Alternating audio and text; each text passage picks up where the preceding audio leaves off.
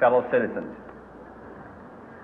We observe today not a victory of party, but a celebration of freedom, symbolizing an end as well as a beginning, signifying renewal as well as change. For I have sworn before you and Almighty God the same solemn oath our forebears prescribed nearly a century and 3/4 ago. The world is very different now, for man holds in his mortal hands the power to abolish all forms of human poverty and all forms of human life. And yet the same revolutionary beliefs for which our forebears fought are still at issue around the globe. The belief that the rights of man come not from the generosity of the state, but from the hand of God. We dare not forget today that we are the heirs of that first revolution. Let the word go forth from this time and place to friend and foe alike that the torch has been passed to a new generation of Americans born in this century, tempered by war, disciplined by a hard and bitter peace, proud of our ancient heritage, and unwilling to witness or permit the slow undoing of those human rights to which this nation has always been committed and to which we are committed today at home and around the world.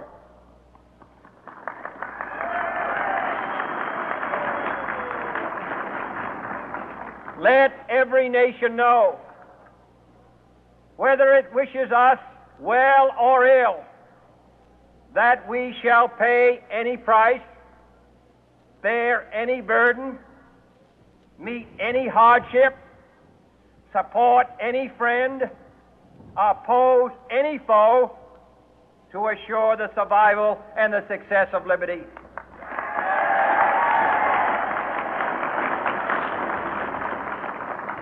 This much we pledge and more. To those old allies whose cultural and spiritual origins we share, we pledge the loyalty of faithful friends. United, there is little we cannot do in a host of cooperative ventures. Divided, there is little we can do, for we dare not meet a powerful challenge at odds and split asunder. To those new states whom we welcome to the ranks of the free, we pledge our word that one form of colonial control shall not have passed away merely to be replaced by a far more iron tyranny. We shall not always expect to find them supporting our view, but we shall always hope to find them strongly supporting their own freedom, and to remember that in the past, those who foolishly sought power by riding the back of the tiger ended up inside.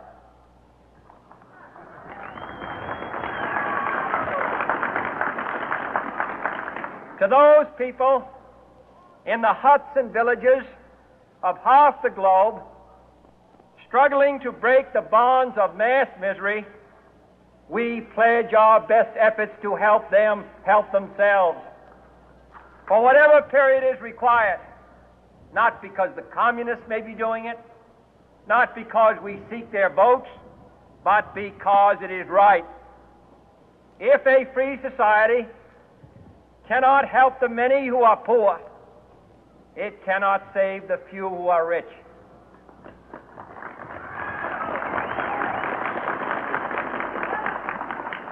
To our sister republics south of our border, we offer a special pledge to convert our good words into good deeds in a new alliance for progress, to assist free men and free governments in casting off the chains of poverty. But this peaceful revolution of hope cannot become the prey of hostile powers. Let all our neighbors know that we shall join with them to oppose aggression or subversion anywhere in the Americas. And let every other power know that this hemisphere intends to remain the master of its own house.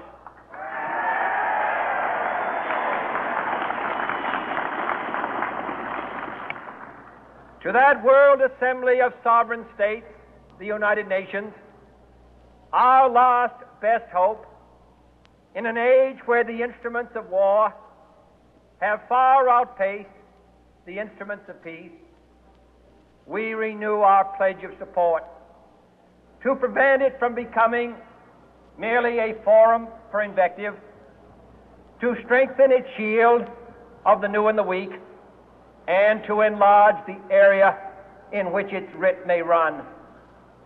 Finally, to those nations who would make themselves our adversary, we offer not a pledge, but a request that both sides begin anew the quest for peace.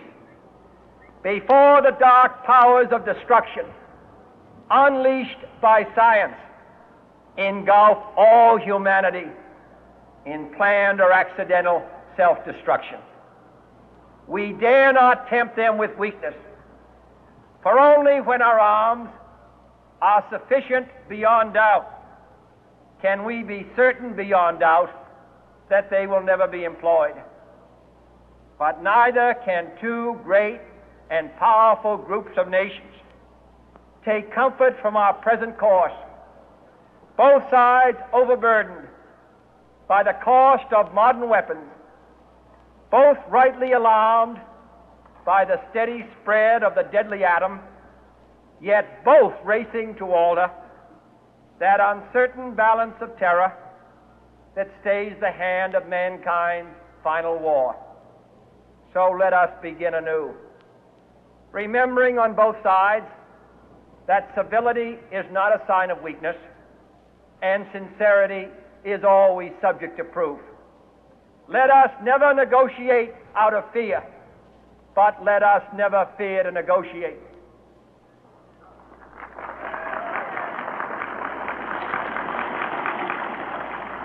Let both sides explore what problems unite us, instead of belaboring those problems which divide us. Let both sides, for the first time, formulate serious and precise proposals for the inspection and control of arms, and bring the absolute power to destroy other nations under the absolute control of all nations.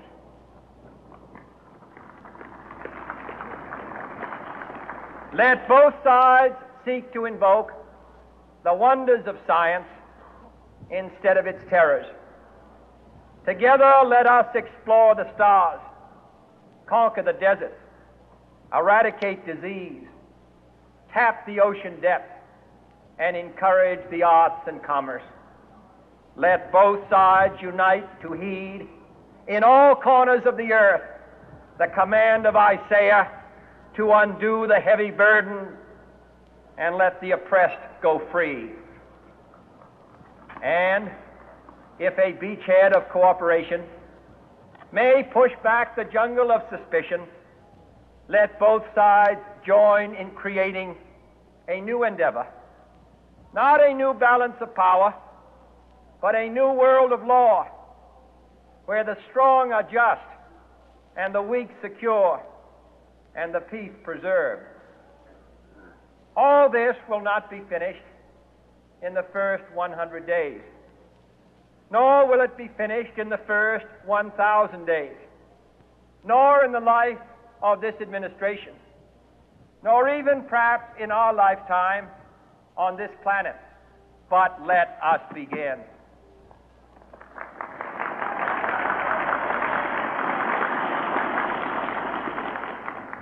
In your hands, my fellow citizens, more than mine, will rest the final success or failure of our course. Since this country was founded, each generation of Americans has been summoned to give testimony to its national loyalty.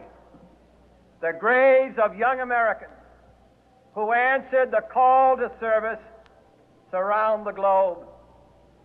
Now the trumpet summons us again, not as a call to bear arms, though arms we need, not as a call to battle, though in battle we are, but a call to bear the burden of a long twilight struggle, year in and year out, rejoicing in hope, patient in tribulation, a struggle against the common enemies of man, tyranny, poverty, disease, and war itself.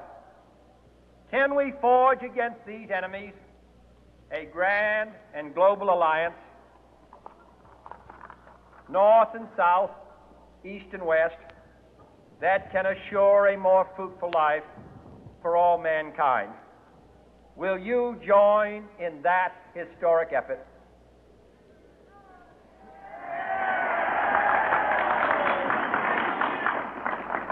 In the long history of the world, only a few generations have been granted the role of defending freedom in its hour of maximum danger. I do not shrink from this responsibility. I welcome it.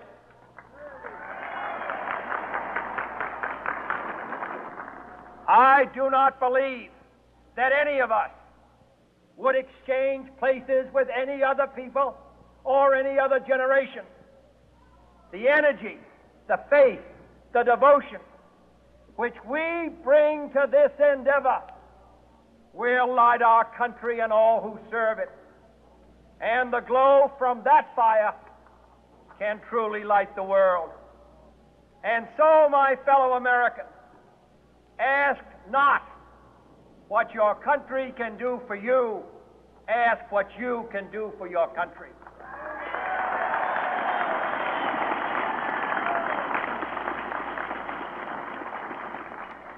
My fellow citizens of the world, ask not what America will do for you, but what together we can do for the freedom of man.